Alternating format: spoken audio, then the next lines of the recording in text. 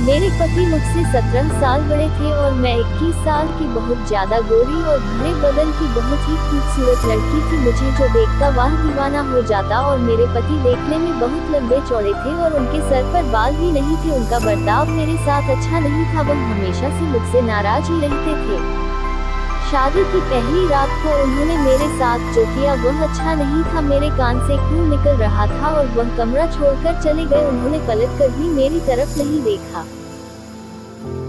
जी हाँ दोस्तों, ये बात उस समय की है जब मैं ग्रेजुएशन में पढ़ाई कर रही थी। मेरी बड़ी दीदी को लड़के वाले देखने आए थे। उन्होंने मेरी दीदी को पसंद कर लिया था और शादी फिक्स कर दी थी। मेरे माता पिता और हम लोग भी बहुत खुश थे इस शादी से। यह हमारे घर की पहली शादी थी। हम सब लोग बड़ी धूमधाम से शादी की तैयारियों में लगे हुए थे।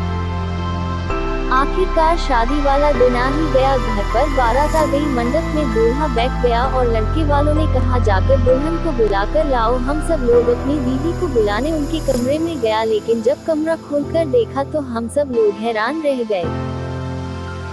वहाँ पर दीदी नहीं थी, वहाँ पर सिर्फ एक लेटर मिला जिस पर लिखा हुआ था, पूजनीय पिताजी और माताजी, मैं यह शादी नहीं कर सकती। मैं किसी और से प्यार करती हूँ और मैं घर छोड़कर उसके साथ भाग रही हूँ। इसीलिए मुझे भूलने की कोशिश मत करना। अब मैं दोबारा लौटकर नहीं आऊंगी। यह सब सुनकर मेरे माता पिता के पैरों तले जमीन खिसक गई। सोचने लगे कि क्या किया जाए, अब तो बेइज्जती हो जाएगी पूरे समाज में। फिर मेरी मम्मी ने मुझसे कहा, बेटा एक ही उपाय है कि तुम दुल्हन की जगह ले लो। अब हम लोगों की इज्जत तुम्हारे हाथ में ही है। मेरी तो कुछ समझ में नहीं आ रहा था कि अब मैं क्या करूं। मैं मम्मी को ना भी नहीं कह सकती थी क्योंकि हम लोगों की इज्जत का सवाल था। इसलिए मैं दुल्हन के कपड़े पहनकर मंडप में बैठ गई और मैंने यह शादी कर लिया। मैं यही सोच रही थी कि जब दूल्हे को पता चलेगा तो क्या होगा। मैं घूंघट ओढ़कर अपने ससुराल में बैठी थी। रात को जब दूल्हा आया और उसने घूंघट उठाया तो पूछा, तुम तो उसकी छोटी बहन हो, तुम यहाँ क्या कर रही हो? जाओ तुम अपनी बड़ी बहन को बुलाओ। मैंने अपने पति को सब कुछ सच सच बता दिया। ये सुनने के बाद वह बहुत तेज गुस्सा हुआ और मेरे मुंह पर 2-3 थप्पड़ लगा दिया और मैं वहीं पर गिर गई। मेरे कान से बहुत तेजी से खून निकलने लगा, लेकिन उसने मेरी तरफ ध्यान नहीं दिया और बहुत चिल्लाया और कमरा छोड़कर बाहर चला गया। मैं रात भर रोती रही और मैं कर भी क्या सकती थी। आखिरकार गलती हम लोगों की ही थी। ऐसा कई महीनों तक चलता रहा। उन्होंने कभी भी मुझे एक्सेप्ट नहीं किया। इसी कारण आज तक हम लोगों का कोई बच्चा भी नहीं है। मेरे पति बहुत अमीर थे, उनके पास पैसा दौलत सोना चांदी बहुत है, लेकिन बस हम लोगों के पास सुकून नहीं था। हम लोग जब भी बाजार जाते थे तो लोग मुझे उनकी बेटी समझ लिया करते हैं। ये देखकर वह मुझसे और भी ज्यादा जल जाते थे, इसीलिए वो मुझे कभी भी अपने साथ लेकर नहीं जाते थे। एक दिन मैंने पड़ोस में एक लड़के को देखा जो मुझे घूर रहा था। मैंने जब ध्यान से उसको देखा तो यह वही लड़का था जो मेरे साथ मेरे क्लास में पढ़ता था। उसका नाम रोहित था। हम लोग कभी एक साथ बैठकर बात कर लिया करते थे। मेरे पति से तो मेरी हमेशा लड़ाइयाँ ही होती थी। पूरा मोहल्ला हम लोगों पर हंसता था और हम लोगों की लड़ाइयों को देखकर मजे लेता था, लेकिन केवल रोहित ही था जो मेरे दुख दर्द को समझता था। एक दिन मैं और रोहित घर के बाहर खड़े होकर बात कर रहे थे, तभी अचानक मेरे पति आ गए और उन्होंने हम दोनों को देख लिया। वह मेरे ऊपर बहुत चिल्ला रहे थे और मुझसे लड़ाई कर रहे थे।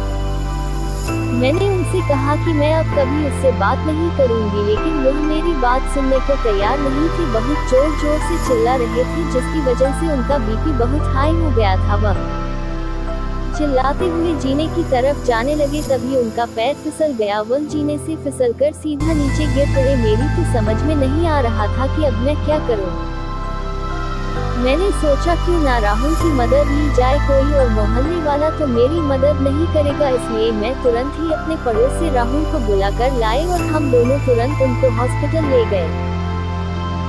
हॉस्पिटल ले जाने के बाद डॉक्टर ने मुझसे कहा कि आपके पति कोमा में चले गए, अब भगवान ही इनकी रक्षा करे। मैं भगवान से बहुत प्रार्थना करने लगी, इनको जल्दी से ठीक करना। मैंने और राहुल ने दिन रात उनकी सेवा की। मेरे पति को भी एहसास हो गया था कि इतना पैसा दौलत होने के बावजूद भी किसी ने उनका साथ नहीं दिया। सिर्फ राहुल और मेरी पत्नी ने मेरा इतना साथ दिया है। एक दिन डॉक्टर ने मुझे कॉल की और कहा, आपके पति होश में आ गए हैं।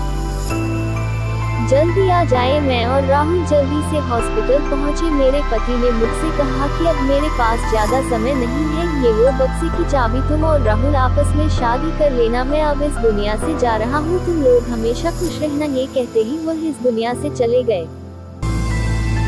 हम लोग बहुत रोए और उनको अंतिम विदाई देकर अपने घर लौटे तो वह चाबी से हम लोगों ने वह बक्सा खोला तो हम लोगों के होश उड़ गए। उस बक्से में इतना सोना इतना चांदी था कि हम लोगों के साथ पुश्ते बैठकर खा सकती थी। मैंने और राहुल ने शादी कर ली। आज हमारे 2 बच्चे भी हैं। आज हम लोग मजे से अपनी जिंदगी जी रहे हैं और बहुत खुश हैं। दोस्तों, अच्छे इंसान के साथ हमेशा अच्छा ही होता है। जिंदगी में आप सिर्फ भलाई करते रहिए, वह भलाई का फल आपको एक दिन जरूर मिलेगा।